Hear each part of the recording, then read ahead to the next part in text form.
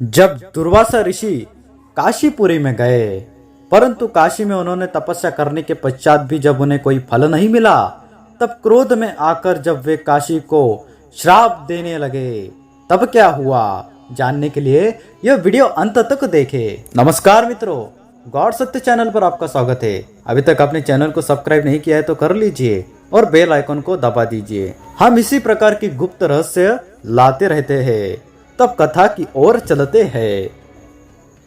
एक समय महातपस्वी दुर्वासा ऋषि भगवान शंकर के आनंद वन में आए। वहाँ अनेक प्रकार के मंदिरों से सुशोभित भगवान शंकर का क्रीड़ा स्थान, बहुत से कुंड और पोखरे देखकर उन्हें बड़ी प्रसन्नता हुई।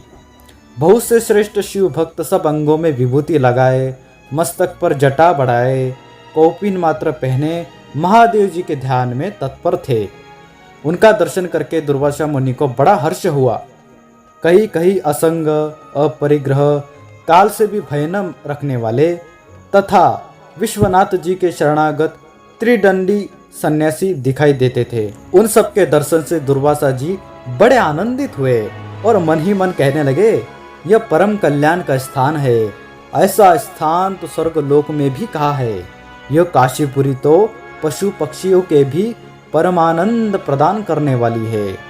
यह विश्वनाथपुरी मेरे चित्त को जिस प्रकार आकृष्ट कर रही है, वैसा आकर्षण न तो संपूर्ण भूमंडल में है, न स्वर्गलोक में है और न पाताल में ही है। इस प्रकार उस पुरी की प्रशंसा करके दुर्वासा जी की चित्त वृत्ति शांत हुई। फिर वे वहां दीर्घ काल तक बड़ी भारी तपस्या में लगे रहे, परंतु जब उसका कोई फल नहीं दिखाई दिया, तब उनके क्रोध की सीमा नहीं रही। वे यह कहने लगे, मुझको धिक्कार है, मेरे कठोर तप को भी धिक्कार है और सबको ठगने वाले इस शिव क्षेत्र को भी धिक्कार है। अब मैं ऐसा करूं जिससे यहाँ किसी की मुक्ति न हो। ऐसा विचार कर जब वे काशी को शाप देने के लिए उद्यत हुए, तब भगवान शिव जोर जोर से हंसने लगे। तत्काल ही वहां एक शिवलिंग प्रकट हो गया, जो प्रहसीतेश्वर के नाम से विख्यात हुआ। उससे साक्षात भगवान शंकर दुर्वासा के शाप से पुरी की रक्षा करने के लिए प्रकट हुए और इस प्रकार बोले, महाक्रोधी तापस, मैं प्रसन्न हूँ, वर मांगो।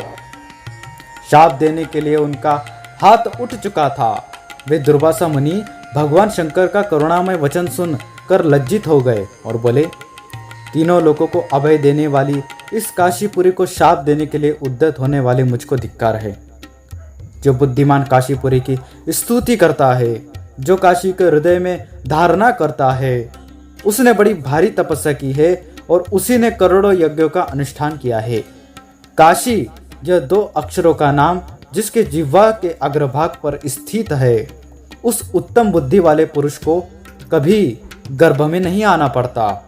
जो काशी इस दो अक्षर के मंत्र का प्रतिदिन प्रातः काल जप करता है, वह इहलोक और परलोक दोनों को जीतकर लोकातीत पद को प्राप्त करता है। भगवान शिव बोले, अनुसुया नंदन, इस समय काशी के स्तुति के पुण्य से तुम्हें जैसा उत्तम ज्ञान प्राप्त हुआ है, वैसा पहले तपस्या में भी नहीं प्राप्त हुआ था। मुने, काशी की स्तुति की लालसा रखने वाला मनुष्य मुझे जैसा अतिशय प्रिय प्रतीत होता है, वैसा प्रिय यज्ञ की दीक्षा लेकर निरंतर मेरा यजन करने वाला पुरुष भी नहीं लगता। यह सुनकर दुर्वासा जी ने भगवान शिव का स्तवन किया और प्रसन्न होकर वर मांगते हुए कहा, देव देव जगन्नाथ, करुणाकर शंकर, मृत्युंजय उग्र, भूतनाथ, पार्वती पते, त्रिलोचन नाथ, दुर्जटे, यहाँ प्रकट हुआ यह लिंग कामद नाम से प्रसिद्ध होवे और यह तड़ांग काम कुंड कहलाए।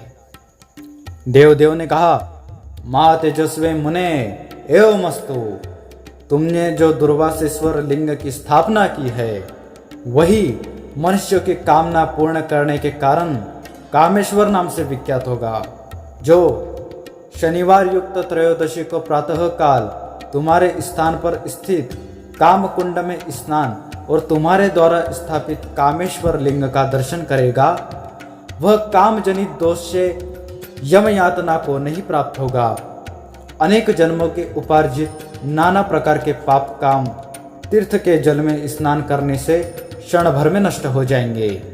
कामेश्वर की सेवा से समस्त कामनाएं पूर्ण होंगी। ऐसा वरदान देकर भगवान शिव उसी लिंग में विलीन हो गए। उस शिवलिंग की आराधना से दुर्वासा ऋषि ने संपूर्ण कामनाएं प्राप्त कर ली। इसीलिए बड़ी बड़ी अभिलाषाएं रखने वाले पुरुषों को सदा प्रयत्न पूर्वक काशी में कामेश्वर की पूजा करनी चाहिए। महापातकों की शांति के लिए काम कुंड में स्नान करके कामेश्वर का दर्शन पूजन करना चाहिए। मित्रों, आप भी काशी में जाकर इस लिंग का दर्शन करें और पुण्य को प्राप्त करें, आपको सद्गति प्राप्त हो। इसी आशा से अगर आपको वीडियो पसंद आए हैं तो वीडियो को लाइक कर दीजिए, प्रियगणों से शेयर कर दीजिए। तब तक के लिए चलते हैं। हर हर महादेव।